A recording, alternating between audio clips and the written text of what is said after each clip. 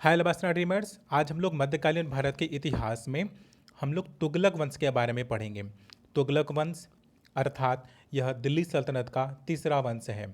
अभी तक हम लोगों ने मामलुक वंश या गुलाम वंश और दूसरा खिलजी वंश इसके बारे में पढ़ा था। आज हम पढ़ेंगे तुगलक वंश के बारे में।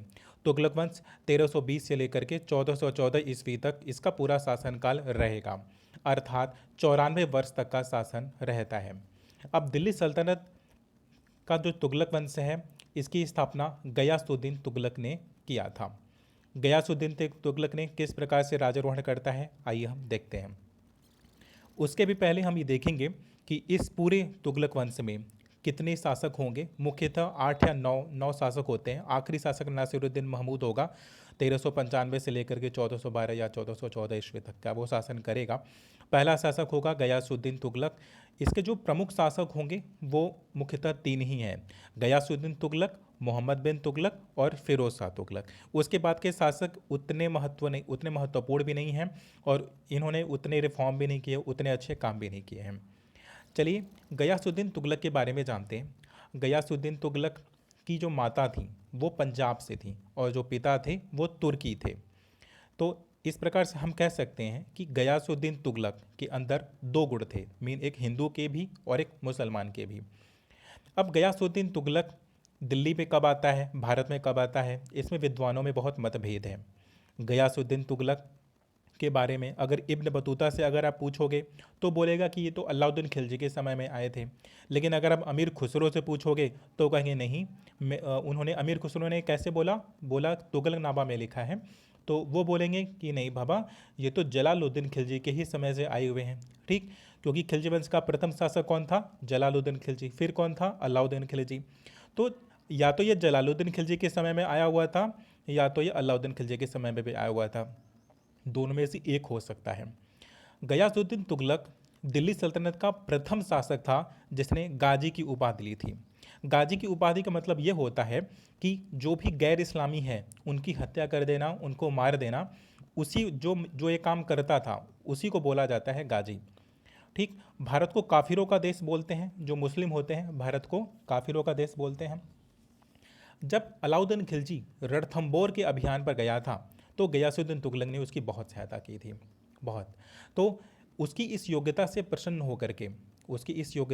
होकर के उसको दीपालपुर का राज्यपाल बना दिया गया था। अब दीपालपुर पड़ता कहाँ पर है, दीपालपुर उत्तर और पश्चिमी छोर पे पड़ता है जहाँ पर मंगोल का आक्रमण बहुत होता रहता है।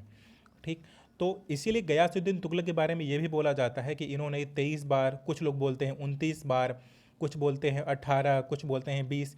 लेकिन अगर कुछ इतिहासकारों की माने, अमीर खुसरो से अगर आप पूछोगे कितनी बार मंगोलों को हराया था तो बोलेंगे 18 बार। बर्नी से पूछोगे कि कितनी बार हराया था, वो बोलेंगे नहीं 20 बार।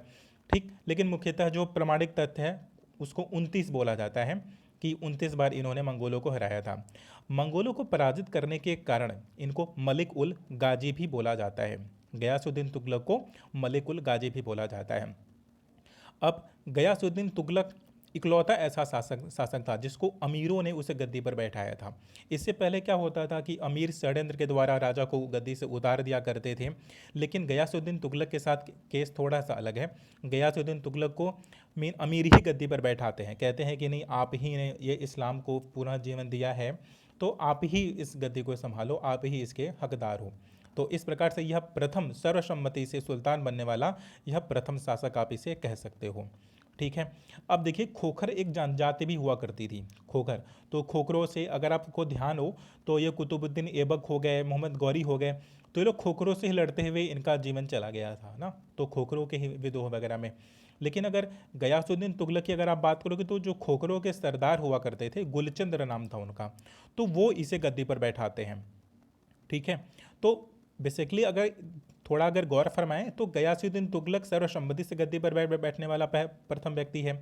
जो और औरों के शासनकाल में जो विद्रोही थे वो गयासुद्दीन तुगलक के मित्र रहते हैं। तो इस प्रकार से कोई राजनैतिक विद्रोही नहीं था, जिस तरह से प्रजा में हुआ करता था इससे पहले, इसके खिलाफ नहीं था। लेकिन जब गयासुद्दीन तुगलक गद्दी पर बैठता है तो इसके सामने कुछ प्रमुख समस्याएं भी थीं, कि जैसे कि इससे पहले भी हुआ था कि जब बलबन मरा था तो बलबन चूंकि राजत्व के सिद्धांत, सॉरी, जो काम बलबन को करना पड़ गया था, बलबन नहीं, इससे पहले जब इल्तुतमिश मरा था तो इल्तुतमिश के बाद क्या हुआ था कि राजा को कोई वैल्यू नहीं दे रहा था, सुल्तान को कोई वैल्यू नहीं दे रहा था, अमीर ही उसे उतार चढ़ा रहे थे। तो बलबन को आना पड़ता है अपने राजत्व के सिद्धांत के साथ और सुल्तान के पद को एक महत्वपूर्ण पद बनाना पड़ता है। ठीक उसी प्रकार से जब अलाउद्दीन खिलजी मर जाता है, अलाउद्दीन खिलजी के बाद के जितने भी शासक रहते हैं तो उनका शासनकाल इतना अच्छा नहीं था कि सुल्तान को इतना महत्व दिया जाए। तो सुल्तान के महत्व को बढ़ाने की एक जिम्मेदारी थी गयासुद्दीन तुगलक के पास। तो गयासुद्दीन तुगलक अपने कालक्रम में, अपने उसमें, तो जिस प्रकार से बलबन अपने पुत्रों को उपाधि दिया करता था तो उसी प्रकार से गयासुद्दीन भी उपाधि देता है।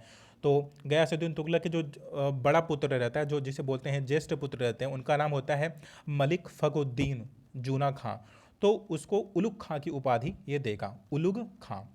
तो इस प्रकार से अपने शेष चार पुत्रों को फिर अलग अलग नाम से पुकारेगा। गयासुद्दीन तुगलक अलग अलग नाम से बोलेगा कि मेरे दूसरा पुत्र बहराम खां है, तीसरा पुत्र जफ़र खां है, तीसरा नुसरत खां, पांचवा महमूद खां। तो जितने पुत्र थे उनको अलग अलग नाम देता है। ठीक, और एक बहराम आयबा था तो उसको किसलू खां की उपाधि दी। तो अपने सभी पुत्रों को अलग अलग उपाधि ये देता जाता है। ठीक, तो अब गयासुद्दीन तुगलक के सामने तो पहला तो शासनकाल था कि सुल्तान के महत्व को बढ़ाना था। फिर दूसरा काम यह था कि पूरा पूरा राजस्व, क्योंकि इससे पहले के जो नासिरुद्दीन खुसरो थे तो वो अपनी राजनीति को चमकाने के लिए अपने राजस्व से बहुत ज़्यादा दान उन दे दिया था, प्रजा में बहुत ज़्यादा धन, बहुत ज़्यादा सोना चांदी टंकों के हिसाब से बांट दिया था। तो इसकी वजह से पूरा राजस्व खाली हो गया था। तो गयासुद्दीन तुगलक के पास एक और जिम्मेदारी थी कि राजकीय कोष को भी बढ़ाना था। तो राजकीय कोष को बढ़ाने के लिए किया क्या इसने फटाफट से डिसीजन लेना शुरू किया और बोला क्या कि इससे पहले के राजाओं ने, शासकों ने जितने धन आप लोग को दान में दिए हैं ना, वो सारे धन आप फटाफट लौटा दो। ठीक है, तो अब हुआ क्या कि एक व्यक्ति रहता है जिसे बोला था निजामुद्दीन औलिया। तो निजामुद्दीन औलिया को इससे पहले के जस्ट शासक ने 5 लाख टंका उन्हें दिया था, दान में दे दिया था। ठीक, तो गयासुद्दीन तुगलक अपने मंत्री से संदेशा भिजवाता है निजामुद्दीन औलिया के पास। वो एक संत है, संत निजामुद्दीन औलिया। तो उनके पास संदेशा भिजवाता है कि संत साहब, आपको जो 5 लाख टंका इससे पहले के राजा ने दिया था आप उसे लौटा दो, क्योंकि प्रजा के जितने भी लोग हैं जिनको जिनको दान मिला था वो सब राजकीय कोष में वो धन वापस लौटा रहे हैं। तो निजामुद्दीन औलिया क्या कहते हैं कि नहीं, अरे वो तो पब्लिक का पैसा था, वो तो जनता का पैसा था, मैंने जनता में बांट दिया, मेरे पास अभी पैसा नहीं है। मीन एक तरह से लौटाने से मना कर दिया। तो गयासुद्दीन तुगलक और संत निजामुद्दीन औलिया के बीच में मतभेद हो जाते हैं। दोनों के रिश्तों में एक खटास आ जाती है कि सब लोग पैसा लौटा रहे हैं तो आप भी लौटा दो।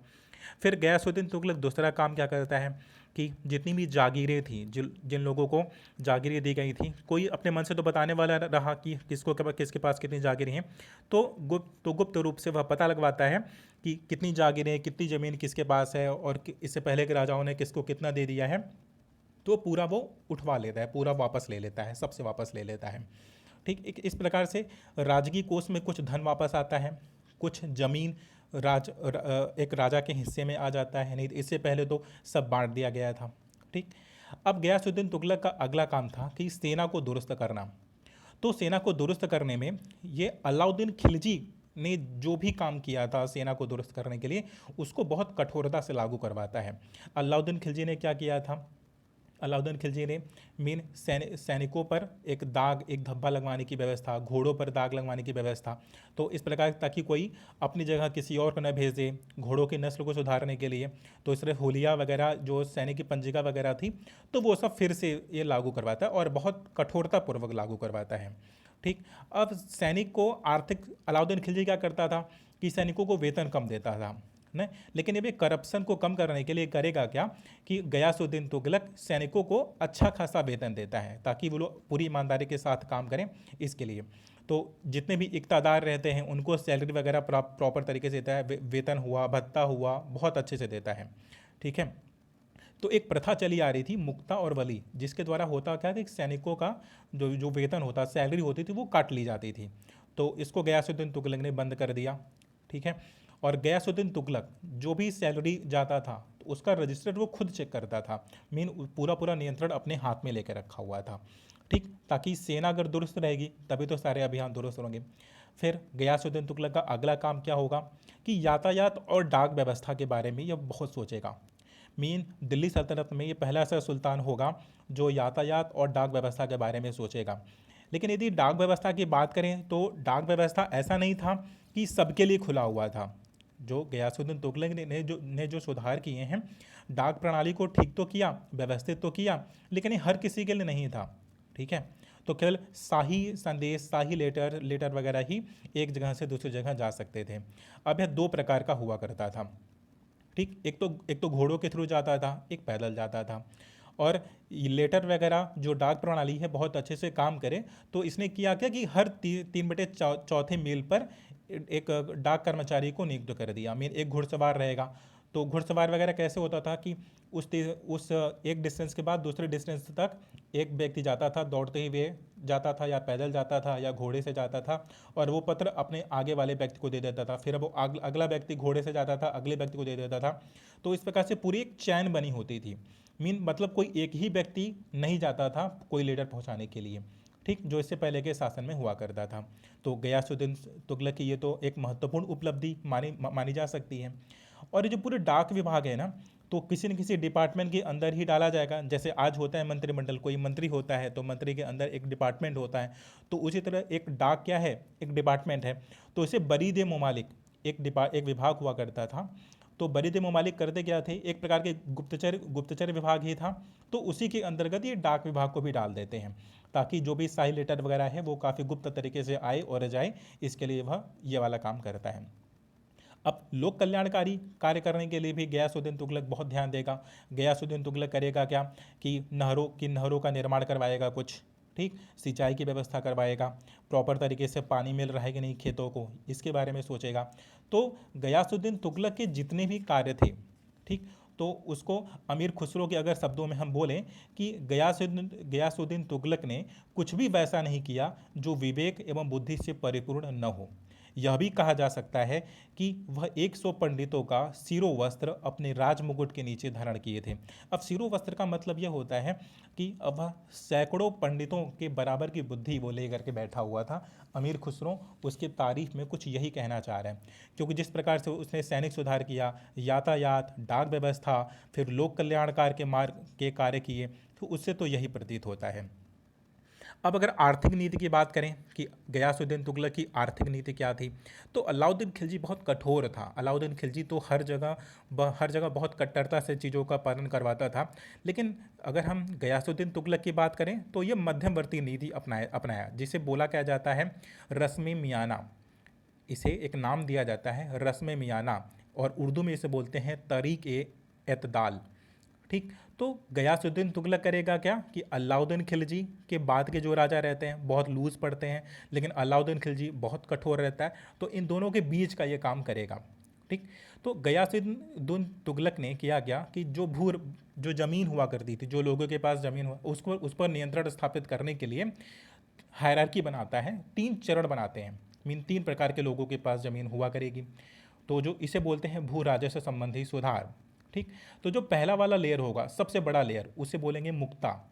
ठीक, एक तरह से जैसे प्रांतीय राज्यपाल, जैसे स्टेट के जो हमारे चीफ मिनिस्टर होंगे, तो उसी तरह से प्रांत के राज्यपाल, उसे बोलेंगे मुक्ता। अब मुक्ता के नीचे काम करेंगे मुद्दम्मो। ठीक, ये गांव के मुखिया हुआ करते थे। ठीक, मुक्ता क्या हुआ करते थे, प्रांत के मुखिया हुआ करते थे। और मुद्दमो कौन होगा, मुद्दमो गांव का मुखिया होगा। और जो सबसे नीचे वाली हायरार्की होती थी, जो सबसे नीचे होता था, उसे वहाँ किसान होता था, उसे कृषक बोला जाता था। ठीक है, तो इस प्रकार से किसानों के हितों की प्राथमिकता वो ज़्यादा देता था, किसानों के बारे में वो ज़्यादा सोचता था कि जो बिल्कुल ग्राउंड लेवल पे थे। अलाउद्दीन खिलजी ने क्या किया था कि बिस्वा वगैरह से किस किसान के पास कितनी ज़मीन है तो उसको नपवा लिया था कि आपके पास इतना बिस्सा है तो आप 50% दोगे। तो इस प्रकार से बिस्वा वगैरह उसका कॉन्सेप्ट अलाउद्दीन खिलजी के समय में था।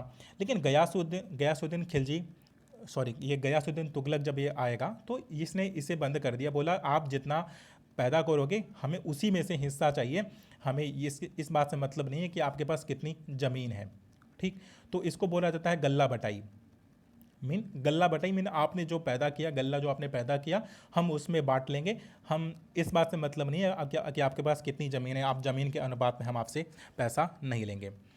ठीक। तो गयासुद्दीन का एक मानना क्या था, वह कहता था कि अगर भूमि कर को बढ़ाना है, अगर राजस्व में भूमि कर को बढ़ाना है तो उसका जो सबसे अच्छा तरीका होता है कि एग्रीकल्चरल लैंड को बढ़ा दिया जाए, ना कि आप केवल टैक्स को बढ़ा दो। टैक्स को बढ़ाने से राजस्व में वृद्धि नहीं होगी, अगर आप कृषि का प्रसार कर दोगे तो उससे उसकी वृद्धि हो जाएगी। तो गयासुद्दीन तुगलक के अगर बोला जाए तो नहरें बनवाने वाला यह प्रथम शासक था पूरी दिल्ली सल्तनत में। ठीक। तो इसने ठेकेदारी जो प्रथा वगैरह थी, ठीक, वो सब बंद करवा दिया, बोला कि अब ठेका होगा नहीं चलेगा। ठीक। और बहुत ही ज़्यादा कठोरता से लगान की वसूली करने वाला ये सब कह बोला कि आप मत करिएगा, अगर किसी के पास नहीं है तो उसके बारे में सोचा जाएगा, लेकिन कठोरता से आप लगान की वसूली आप नहीं करोगे। ठीक है। फिर आगे क्या करेगा, कहेगा अपने अमीरों को बोलता है और अपने इक़्तिदारों को कहता है किसानों को बिल्कुल तकलीफ नहीं होनी चाहिए, और कभी भी किसी भी वर्ष में अगर आप टैक्स बढ़ाओगे तो 1/10 से 1/15 तक के अंदर ही आप उसको इम्प्रूव, 1/10 से ज़्यादा आप उसको आप उसमें वृद्धि नहीं कर सकते हो। बहुत करो या तो 1/10 बढ़ा दो, नहीं तो 1/11 बढ़ा दो। ठीक है। उससे ज़्यादा की आप वृद्धि नहीं कर सकोगे। ठीक है। और जितना भी अतिरिक्त लगान हुआ करता था, जितना लोगों के पास लगान वगैरह था, वो सब माफ़ करवा देता है। कह रहे पहले का अगर कुछ है तो हम आपका माफ़ कर देते हैं, लेकिन अभी का क्या करते हैं कि अभी अगर लगान में वृद्धि भी होगी तो 1/10 भाग से ज़्यादा की नहीं होगी जितना हम दिया करते थे। राइट। अब अगर हम गयासुद्दीन तुगलक के अगर इन अभियानों के बारे में देखें कि जिस जिस प्रकार से उसने डाक व्यवस्था हुआ और ये रस्म मियाना वगैरह को चलाया, तो इस पूरी प्रक्रिया के पश्चात हम गयासुद्दीन तुगलक के अभियानों के बारे में देखेंगे। क्योंकि गयासुद्दीन तुगलक ने किया क्या कि अपनी अपनी सेना को, अपनी आर्थिक स्थिति को तो सब ठीक कर लिया, लेकिन अब एक राजा का दायित्व होता है कि अपने राजस्व, अपने साम्राज्य का विस्तार करें। तो साम्राज्य के विस्तार के क्रम में गयासुद्दीन तुगलक का पहला अभियान होगा तेलंगाना का। अब वह खुद नहीं जाएगा, वह अपने बड़े पुत्र को भेजेगा जिसका नाम होता है जूना खां, जिसको इसने उपाधि क्या दी थी, उलुग खां की उपाधि दी थी। तो इसको बोलता है कि जाओ तुम तेलंगाना, तेलंगाना की में राजधानी क्या थी, वारंगल थी, मैचिंग कराने के लिए आ सकता है। तो वहाँ का राजा हुआ करता था प्रताप रुद्रदेव।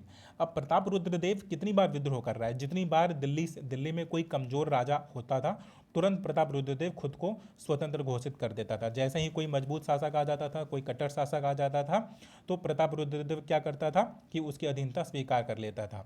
तो इस बार जूना खां जब जाते हैं उसके किले की घेराबंदी कर लेते हैं, लेकिन प्रताप रुद्रदेव बड़ी चालाकी से, उस वक्त एक ज्योतिष हुआ करता था, उस ज्योतिष की मदद से, उस ज्योतिष का नाम था उबैद। तो उबैद नामक एक ज्योतिष की मदद से वह एक अफवाह फैलवा देता है कि गयासुद्दीन तुगलक की मृत्यु हो गई है या उनकी तबीयत खराब है। तो अब जब इस प्रकार का अभियान जूना खां को पता चलता है कि अरे यार ऐसा हो गया है कि मेरे पापा की तबीयत खराब है, तो वह तुरंत किले की घेराबंदी छोड़ता है और वापस दिल्ली लौट जाता है। यह अभियान 1321 ईस्वी में हुआ था। अब 1321 का अभियान तो उसका विफल हो जाता है, लेकिन जैसे उसे पता चलता है, गयासुद्दीन तुगलक सॉरी उसका पुत्र मीन जूना खां जब जाता है दिल्ली तो अपने अपने पिता को देखता है और उससे गयासुद्दीन तुगलक से पूछता है कि पापा आपको कुछ हुआ तो नहीं है। बोलते हैं कि नहीं ऐसा तो कुछ नहीं हुआ है। तो वापस जूना खां को गुस्सा लगता है, बोलता है कि ठीक है हम थोड़ा आराम कर लेते हैं। फिर 1323 ईस्वी में जूना खां फिर से जाता है तेलंगाना। तो इस बार तेलंगाना जब जाता है तो प्रताप रुद्रदेव की मदद करने के लिए भानुदेव द्वितीय, जो उस वक्त उड़ीसा के वो थे, शासक थे, जाजनगर नामक एक क्षेत्र था उड़ीसा में, तो वो भी प्रताप रुद्रदेव की मदद कर देते हैं। अब जूना खां को इसमें भी बुरा लगता है कि अरे यार ये क्या बात हुई, हम तो तुमसे लड़ने थे, हम तो तेलंगाना के राजा से लड़ने के लिए आए हैं और ये भी जाजनगर वाला क्या कर रहा है। तो पहले तो ये तेलंगाना के राजा को हराता है, प्रताप रुद्रदेव को हराएगा। फिर प्रताप रुद्रदेव को हराने के पश्चात करेगा क्या कि उसे पूरे तेलंगाना को दिल्ली सल्तनत का हिस्सा बना लेता है। यह पहली घटना होती है कि गयासुद्दीन तुगलक के काल में कि दक्षिण के किसी राज्य को दिल्ली सल्तनत में मिला लिया गया। इससे पहले क्या होता था कि हम उसे अधीन कर लेते थे, उससे कर वसूल लेते थे, लेकिन उसे दिल्ली सल्तनत का हिस्सा नहीं बनाते थे। लेकिन सर्वप्रथम ये वाला काम गयासुद्दीन तुगलक के समय में हुआ था कि किसी दक्षिण के राज्य को दिल्ली सल्तनत में मिला लिया गया था। अब 1323 ईस्वी में जब यह अभियान जूना खां का सफल हो जाता है तो जूना खां उसके पड़ोसी के पास चला जाता है, कहता है कि भानुदेव द्वितीय ने मदद की थी ना तेलंगाना के अभियान, ये राय प्रताप रुद्रदेव की, अब हम उसको भी नहीं छोड़ेंगे। तो अगला अभियान होता है 1324 ईस्वी में जूना खां का, वो जादनगर के खिलाफ होता है, ठीक, जिसका नाम होता है भानुदेव द्वितीय। अब इस प्रकार से उसे दंडित करके, उसे मारपीट करके, तो फिर वहाँ से चला आता है। जाजनगर का अभियान सफल हो गया, तेलंगाना का अभियान सफल हो गया। अब गयासुद्दीन तुगलक के ही शासनकाल में मंगोलों का भी आक्रमण होता है, लेकिन मंगोलों का आक्रमण का सामना करने के लिए जो वहाँ के राज्यपाल थे, समाना नामक क्षेत्र हुआ करता था उत्तरी पश्चिमी क्षेत्र में, वहीं से मंगोल का आक्रमण होता है। मंगोल के जो सेनापति थे उस समय शेर मुगल, उसका नाम था शेर मुगल। तो अब शेर मुगल काफ़ी कठोर था, काफ़ी अच्छा राजा था, तो उससे डर जाता है, समाना का राज्यपाल डर जाता है और गयासुद्दीन तुगलक के पास संदेशा भिजवाता है कि मुझे मदद चाहिए इसके लिए। तो उसको मदद भेजने के लिए एक पूरी सेना गुरु शास्त्र की सहायता के लिए भेजी जाती है, और उस जो मदद करने वाली सेना जाती है उसका वजीर होता है मलिक सादी, उसका नाम होता है मलिक सादी। तो इस प्रकार से मंगोल अभियान तो सफल हो जाता है, मलिक सादी जाता है और मंगोलों को हराता है और उसे बंदी बना लेता है। फिर मलिक गुजरात पर भी इस प्रकार से विद्रोह होता है, तो मलिक सादी को फिर से बोलता है कि अरे वाह, मलिक सादी जो मेरा वजीर है इसने तो मंगोलों को हराया है। तो वापस से क्या करता है कि भेज देता है गुजरात के लिए कि जाओ तुम गुजरात पर अभियान करके चले आओ, किंतु ऐसा हो नहीं पाता, गुजरात का अभियान इनका विफल हो जाता है। ठीक, अब अगर हम गयासुद्दीन तुगलक के खुद के अभियान की बात करें तो केवल एक अभियान होता है 1322 ईस्वी में, वो बंगाल का अभियान होता है। अब अगर बंगाल के बारे में अगर आपको याद हो तो बलबन का पुत्र शासन क्या करता था, बुगरा खां जिसका नाम था। ठीक, क्योंकि उसी के पुत्र को का तो लाभ उठाया था एक वजीर ने, जब हम ये गुलाम वंश के बारे में पढ़ रहे थे तो बुगरा खां के जो वंशज रहते हैं उनमें शमसुद्दीन फिरोज शाह उस वक्त शासन कर रहा होता था बंगाल में, उसकी मृत्यु हो जाती है।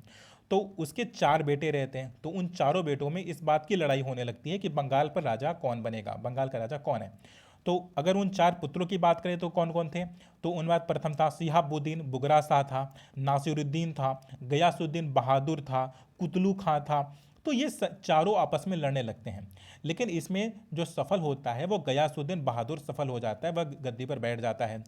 किंतु नासिरुद्दीन को बहुत बुरा लगता है, तो नासिरुद्दीन त्राहिमाम करते हुए गयासुद्दीन तुगलक के पास जाता है, कहता है कि गयासुद्दीन बहादुर ने बंगाल पर तो कब्जा कर लिया है और आप मुझे वहाँ का राजा बनवा दो तो मैं आपको इतना इतना ज़मीन मैं आपको दे दूंगा। ठीक, तो नासिरुद्दीन की सहायता करने के लिए वो बोलता है कि अभी मेरा बेटा तो गया हुआ है तेलंगाना में, चलो मैं ही चलता हूँ।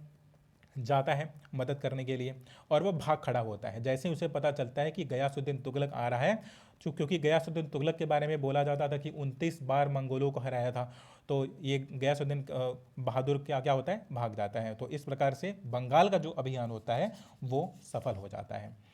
ये सारे अभियान के सफल होने के पश्चात जब वो वापस लौट रहा होता है गयासुद्दीन तुगलक 1324-1325 ईस्वी में, तो मिथिला नरेश थे जिसका नाम था हरि सिंह देव। तो हरि सिंह देव के खिलाफ भी यह एक अभियान करता है 1324 से 1325 ईस्वी में, जो कि इसमें नेपाल का हिस्सा है।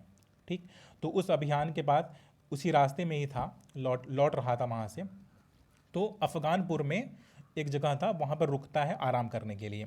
ठीक, तो अब राजा रुकेगा तो उसके मनोरंजन की भी व्यवस्था होती है, तो हाथी वगैरह के नाचने वगैरह की व्यवस्था की गई थी। फरवरी मार्च 2325 ईस्वी की बात है कि अपने स्वागत वगैरह के टाइम में वह हाथियों का लीला देख रहा था। तो वह जिस महल में वह सारा कार्यक्रम चल रहा था उसको मोहम्मद बिन तुगलक या जूना खां ने बनवाया था। जूना खां ने एक कारीगर था अहमद याज, तो अहमद याज ने उस मकान को बनवाया था। उसी के गिरने की वजह से, उस मकान के गिर जाने की वजह से वह इस प्रकार से जो गयासुद्दीन तुगलक होता है उसकी मृत्यु हो जाती है। अब इसकी पूरी जिम्मेदारी दी जाती है कि भाई ये तो मोहम्मद बिन तुगलक या जूना खां ने ही ये वो महल बनवाया था और गयासुद्दीन तुगलक की हत्या करवा दी, मतलब एक बेटे ने अपने पिता की हत्या करवा दी। ठीक, और कुछ लोग बोलते हैं कि नहीं ये दैवी प्रकोप से गिरा, लेकिन अगर हम इब्न बतूता की माने तो इब्न बतूता भी यही बोलते हैं कि गयासुद्दीन तुगलक की हत्या का कारण मोहम्मद बिन तुगलक का षड्यंत्र ही था। फिर बदायूनी ने भी इन्हीं के विचारों का समर्थन किया, हाँ नहीं भाई आप बिल्कुल सही बात बोल रहे हो। ठीक, और उस वक्त जो संत हुआ करते थे निजामुद्दीन औलिया, तो निजामुद्दीन औलिया को मारने तक की धमकी दी थी गयासुद्दीन तुगलक ने। लेकिन जब गयासुद्दीन तुगलक मारने की धमकी देता है, बोलता है कि जब जब मैं दिल्ली वापस आऊँगा, मैं बंगाल से वापस लौट रहा था, बोला जब मैं दिल्ली वापस आऊँगा तो मैं तुम्हें मारूंगा। ठीक, बट उसी में वह उत्तर भिजवाता है निजामुद्दीन औलिया कि हनूज दिल्ली दूर अस्त, अर्थात दिल्ली अभी दूर है। और सत्य यही होता है कि निजामुद्दीन औलिया मीन अर्थात दिल्ली पहुंचने के पहले ही गयासुद्दीन तुगलक की मृत्यु हो जाती है। मीन यह एक और राजा होगा जिसका संबंध निजामुद्दीन औलिया से अच्छा नहीं होगा और मारने की भी धमकी देगा, लेकिन उसके पहले ही उसकी मृत्यु हो जाएगी। ठीक है। और अगर हम ये गयासुद्दीन तुगलक की अगर बात करें कि इसने सृजनात्मक कार्य क्या किया, तो कुतुब मीनार के पूरब में इसने तुगलकाबाद नामक एक नगर बसाया था, हम इसी को बोल सकते हैं। और इसका जो पिरामिड हुआ करता था, मीन तुगलकाबाद का जो दुर्ग की जो दीवार वगैरह थी, बिल्कुल एक पिरामिड के आकार की थी। जिस तरह से पिरामिड नहीं मगर थोड़ा सा झुका हुआ है, तो बिल्कुल वैसा ही था। तो अपने मकबरे का निर्माण भी इसने स्वयं करवाया हुआ था। जिस तरह से हिंदू मंदिर में मंदिरों के ऊपर आमलक और कलश वगैरह रखा जाता है, देवी माँ का जिस तरह कलश होता है, तो उसी तरह से गयासुद्दीन तुगलक ने अपने मकबरे के ऊपर भी कलश का प्रयोग किया था। ठीक है। तो इस प्रकार से पूरा जो तुगलकी शैली होती है, गयासुद्दीन तुगलक उसका जन्मदाता है, तुगलकाबाद का जन्मदाता है, और केवल यही इतना काम इसने किया था। ठीक। और इस प्रकार से गयासुद्दीन तुगलक का कार्यकाल समाप्त हो जाएगा। अब गयासुद्दीन तुगलक की मृत्यु के पश्चात उसका पुत्र जूना खां अर्थात मोहम्मद बिन तुगलक 1325 से 1351 ईस्वी तक राज करेगा। इसके बारे में हम अगली वीडियो में पढ़ेंगे। फिलहाल के लिए यह वीडियो यहीं पर समाप्त होता है। Thank you so much.